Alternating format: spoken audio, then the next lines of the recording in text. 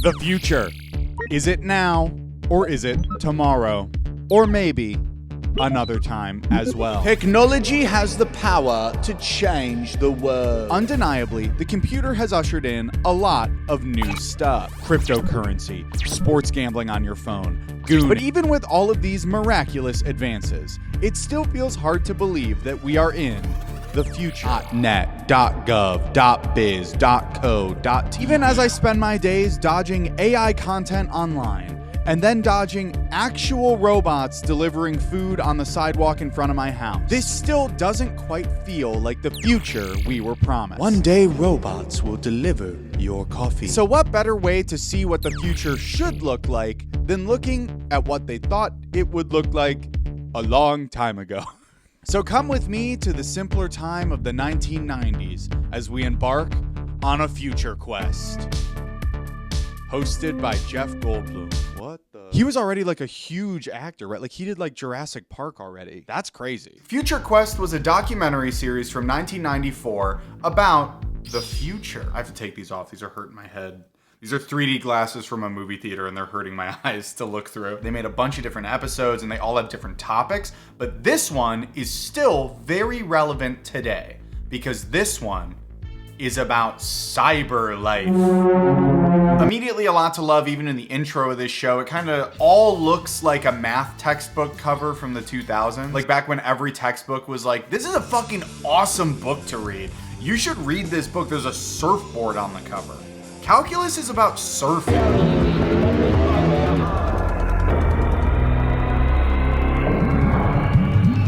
The cyber fetus.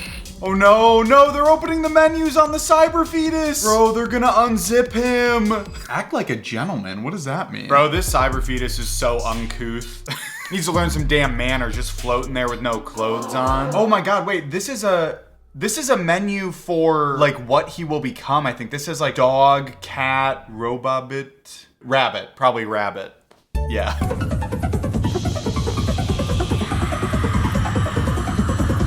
Why'd this become scary all of a sudden? The music got very scary. For a show that's trying to like get me excited about the future, this is not doing a very good job. The future is coming. The TVs are traveling down the tubes. You will become a chrome woman. Computers, we love them, we hate them. Fact is, it's getting harder and harder to remember when computers weren't every place. He was stroking that thing, right? I'm not crazy. Fact is, it's getting harder and harder to remember when computers weren't every place. Computers, they're everywhere. In fact, I'm getting harder and harder. It's getting harder and harder to... No one's hard. Also, sorry for the crackle on the audio. There's some sort of weird thing going on with this ripped VHS. We love them, we hate them. So it sounds a little bit weird, but it's not that big of a deal. I promise you, you're fine. Okay, you can handle it. You don't need to fucking comment about how the audio sounds weird. You're a big boy. Okay, Braden, you're a big boy. You can handle it. Yeah, come right in. How you doing? Is that it? I don't think that guy knew he was gonna be on this show. I think he just saw his friend with a camera and was like, oh, okay, whatever. How you doing? Like in the middle of this like cyber tech crazy graphic interface whatever, and then he's just sitting there like, oh, what's up, dude? You know you can look up like butts and boobs on here? This shit's awesome. I think that there is a fascination with computer technology at the moment. It's beyond mania. It's become a fetish. Yeah, it's become a fetish, dude. You see Jeff Goldblum earlier? Fact is, it's getting harder and harder. Modem? Oh, I don't know.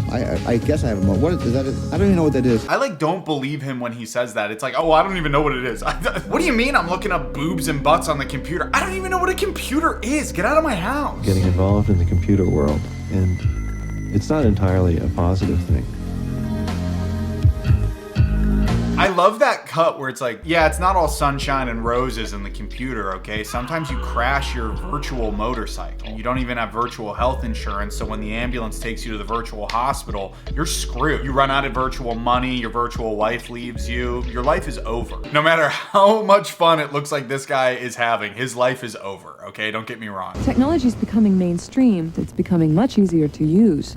and therefore it's becoming much more mainstream. One of the big things they talk about this that I actually thought was really interesting is how, like, at this point in history, technology was not yet, like, super mainstream. Like, it was becoming mainstream and getting easier to use. And I'm sitting here thinking about that, thinking about how easy it is to use this phone, and like, wow, how nice must it have been when it was hard to use the computer? You just like had to live your real life, I guess. You couldn't just like instantly use a computer whenever you wanted to. God, that's awesome. But then again, these goddamn cavemen couldn't ask an AI how to build a gun. So that's, you know, things are better now. Things are good now.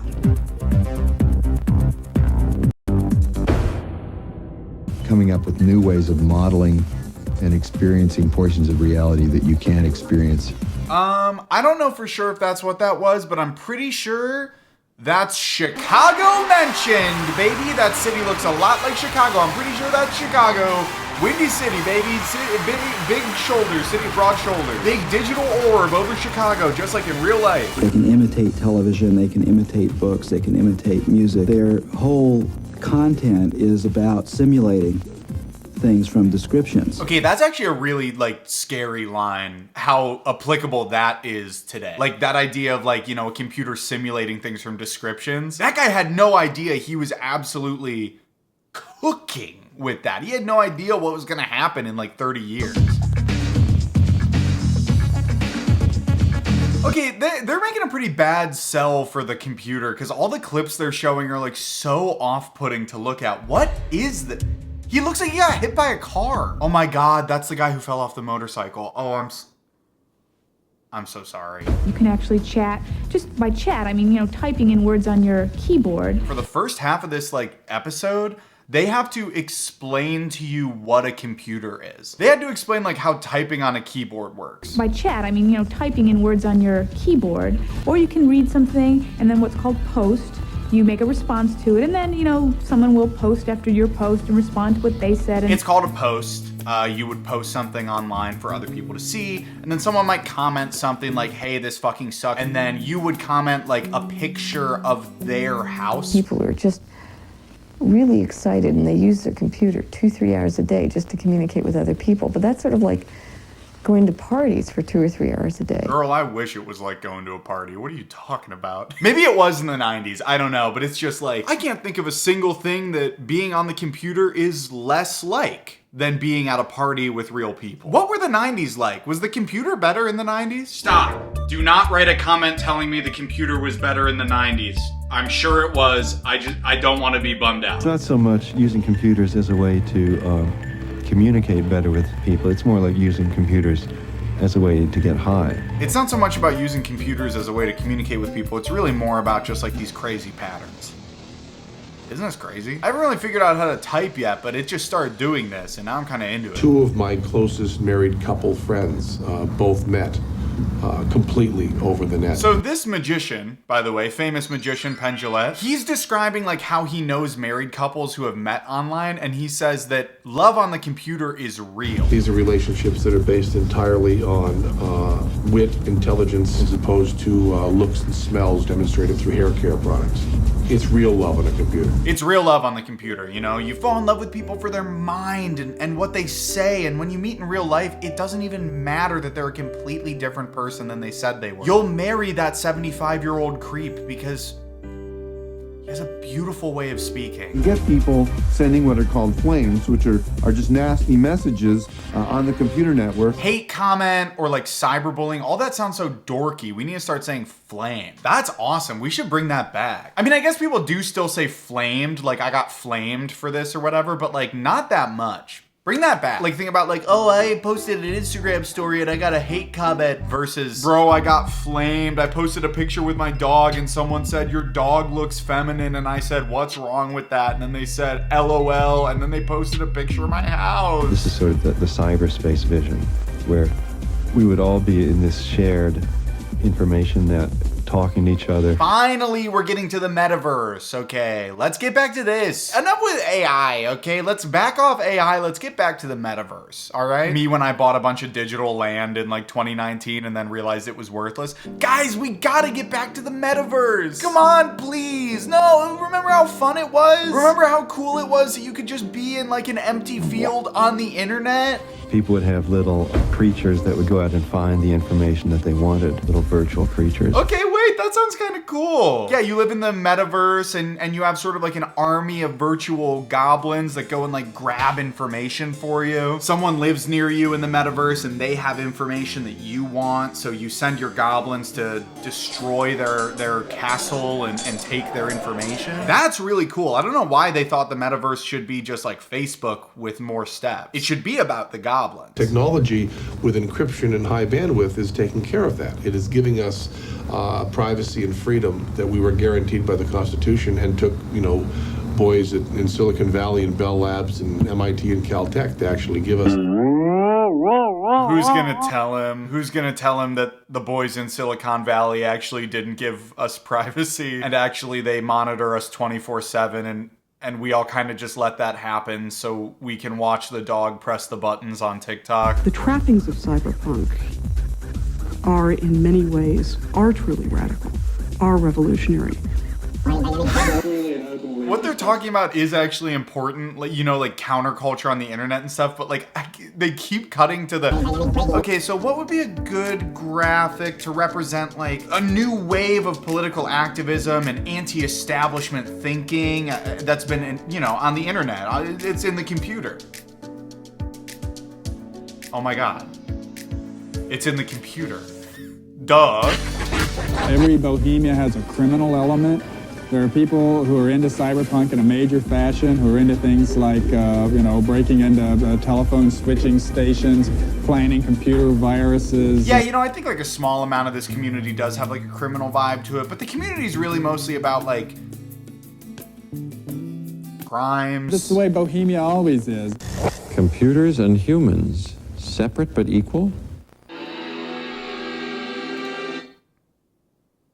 Can you say that? You throw that around like that? But I will say it's interesting to hear them talk about like, yeah, when computers start learning and you can like train them, that's when it gets interesting. In the future, you're going to think about training them, just the way you train a person or a child. And that's when it gets exciting. Again, I don't think they knew how much they were kind of cooking with this. They like got like a lot right. If machine thought, quote, exceeds human thought, then I'd rather be a machine than a human. And then they'll be more human than we are. And I'd be proud to have a machine be my grandchild. You'd be proud for a machine to be your grandchild? In my old age, nothing makes me happier than just sitting on my rocking chair on the front porch, sipping a cup of tea and watching my little MacBook play with the other kids. We can say, well, DNA is information, a machine is information, we're all just information. And yet you go outside and you look at like a tree, and the bark is just so incredibly complex. I really love that this guy is like, computers are really changing a lot and it can really scare you sometimes, but, go outside. Go touch grass, literally. We've been saying touch grass, I guess, since the 90s and it hasn't worked. It's been 30 years. I think we need to move on to something more severe than touch grass, I think. Like, find community, find God, go find God. From the Stone Age to the Information Age, human beings have made big leaps along the way. It pans out and his pants are off. Humans have made big leaps along the way, and I, for one, am expecting a child with this computer. You see what I mean, though? Why is he looking like that if he's not, if he's not into the computer? He's playing this way too sultry. But I guess ultimately maybe that is the greatest prediction this show makes, is that people will, be fucking their computers. And it's a good thing, too, because the future is where we and our computers will spend the rest of our lives.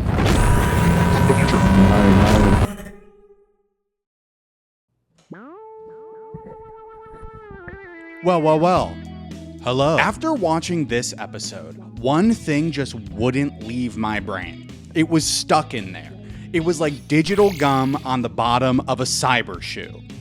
And that was the virtual creatures. Little virtual creatures. I couldn't get those little digital freaks out of my head, okay? And I realized that not only did I have something to say about this episode of Future Quest, I had something to make about it too. You could say that there was a song in my heart about these virtual creatures, and I had to let it out. However, in this case, that song is actually a design, and the stage I will be performing it on is this YouTube video, and my instrument is Adobe Photoshop. So I'm gonna challenge myself like I have in the past to create a design in Photoshop that is worthy of its source material. I've got my laptop, I've got a water bottle, and I've got all night. I think the move here is to find like a picture of a goblin or something and throw that in there. Ooh. Goblin low poly by max damage is this person's name. That's sick. Okay, well, max damage, I will be taking your goblin. So what I'm thinking is it's an army of virtual goblins, right? So we need probably many, many, many of these. I kind of like this. I kind of like how it is. Very simple. You know, it's very understated. Understated, yes. And to that I say, great work to my past self. But will it be enough to quell the virtual creature inside of me? No.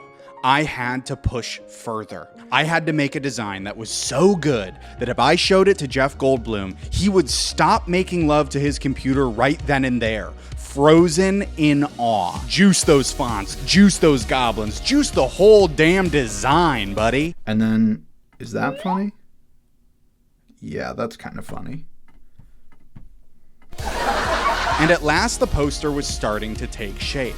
The bones of the final product are in this already. And honestly, thank God, because I chose to do this for some reason right before I was gonna go to bed. You know, I'm gonna be real with you. I don't know why I chose to do this like pretty much right before I go to bed. I'm pretty spent. So this might not be my finest work. I'll be the first to admit, I was out of it. I was straight up talking nonsense. Am I crazy or the spacing on these goblins off? That's a sentence nobody's ever said before.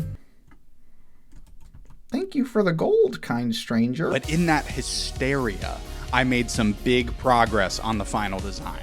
I turned this dutiful row of soldiers into an army of virtual creatures, and then I changed the top text here to a more simple font. I really like the original one, and so I kept the exclamation point in that font and then simplified everything else. And I think that's a fun little touch. It sort of says, this guy doesn't care about what fonts go where, and that's punk. Ooh, I like the way that looks. That looks cool to me. But for every success in this life, there's failure waiting around the corner. At least in my experience. Because I tried to use a couple low-res textures that I found online to like make this whole thing look like it was a screenshot from a PS1 game. And when I put it all together, it did look like a screenshot from a PS1 game. Which is to say it looks like shit. This looks so stupid. And honestly, at this point, I was getting ready to throw in the towel. Okay, I was gonna scrap this part of the video and I was content to just give you guys a commentary video without a fun bit at the end, like we live in the fucking Dust Bowl or something. So in a last ditch effort, I just decided to like throw everything at the wall and try like every effect I could think of. Whatever popped into my head, I'd apply it to the poster and just, you know, let the art speak through me. What's the deuce? Oh, wait a minute. Hold on. I actually really like the way that looks. That looks, dare I say, interesting? Dare I say, cool? Yes, keep going. Freak on it. Make the text look crunchy. That's cool. Accidentally recolor the background because you don't fully understand what you're doing. Decide that that color for the background actually looks sick and keep it. You've done it. Ultimately, the final design is pretty fun. I really do like the colors. Zooming. And I think that this noisy thresholding effect I put on the goblins really does make them look like they came out of a video game from a long time ago. Looking at it this morning, there's a lot of stuff I would go in and tweak, but I'm not gonna do that. That wouldn't be very honest of me, would it? Jeff Goldblum, this is the poster. You have 24 hours to respond. Do you like this? Do you think I'm good at making posters? Anyway, let's do a cool transition back to the desk. Future Quest is a very interesting artifact to me of a time when the future was kind of exciting. I feel like this was a time when people were really excited about computers, you know, and like what the internet could be. And if you ask the average person today if they're excited about what computers will do in the next few decades, I think that they might be like, oh, you mean taking my job and potentially killing me? No, not really. I think one of the things that Future Quest touches on as a reason for why people were so excited about the internet is the community of it. I mean, like you look at all these interviews, they're all talking about like meeting other people online or like the subcultures that are forming. And even the negative stuff is tied to like the social element of it, which I think we all feel a little bit less and less as like every social media is full of AI more and more. And even before generative AI existed, like the hyper-specific algorithms and stuff were already making us feel very disconnected. And I think because of that, I'm like really thankful for, you know, small communities on the internet where people can come together on stuff like this community where you guys come together to watch my videos and tell me that I did a good job or didn't do a good job. I think I maybe said this before, but I just want to thank you guys so much for being here and for continuing to watch and really for being on one of the last remaining communities on the internet. You know, you are shareholders in this organization. Oh, you're stareholders. You're stareholders because you're viewing the video. So yeah, you are stareholders in this enterprise, and you know, that means a lot to me, and I really thank you for being here. So thank you for watching, and thanks for sticking around to the end of the video. That's super nice of you because you didn't have to do that at all. What the hell? While you're here, go ahead and comment and let me know what you're most excited about the computer doing to you. And I will see you guys in the next one. Bye-bye.